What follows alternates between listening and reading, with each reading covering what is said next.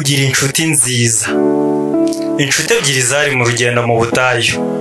Bageze mu rugendo hagati bagirana amakimbirane. Inshuti imwe ikubita mugenzi wayo urushyi rwiza rw'itama. Uwakubiswe yumvisha ababaye cyane, ariko yirinda kugira icyo avuga na kimwe. Yandika ku mucanga ati, uyu munsi inshuti yanjye magara inkubise urushyi rwiza rw'itama. Bakomeza urugendo baza kugera ku mazi, aho bafatiye umwanzuro wo koga.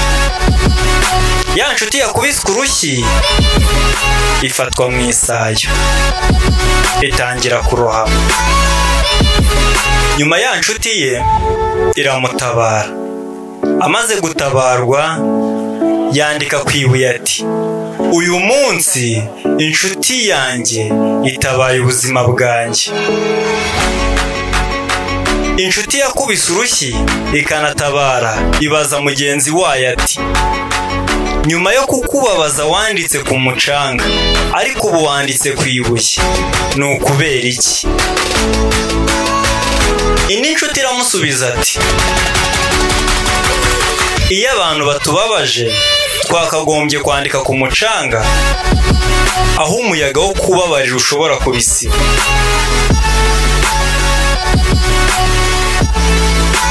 Ariko iyo umuntu adukoreye ibintu byiza twakabaye tubishyira ku ibuye, aho tutabasha kubisiba.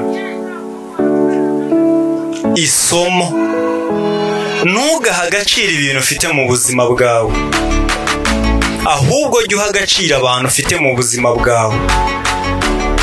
Mushimiye ko ubashije kunkurikira. Ngende Jacques Kodu Karivano kuri Facebook, Twitter cyangwa se Instagram. Wagira icyo utanga nk'igitekerezo kuri iri somo episode ya 2. Iyi ni Kodu TV. Wakora subscribe kuko ntacyo bitwaye. Ntibigusaba agaciro k'amafaranga, ntibigusaba imbaraga z'umubiri, ni ukureba handitse subscribe mu ibara ritukura ukakanda, ukareba n'akantu kameze nk'inzogera nako ugakandaho, ukajya ukomeza ugakurikirana uruhererekane rw'amasomo kuri iyi channel yanjye ya YouTube. Wakoze cyane kuba wabanye nanjye. Imana iguhundagazeho imigisha.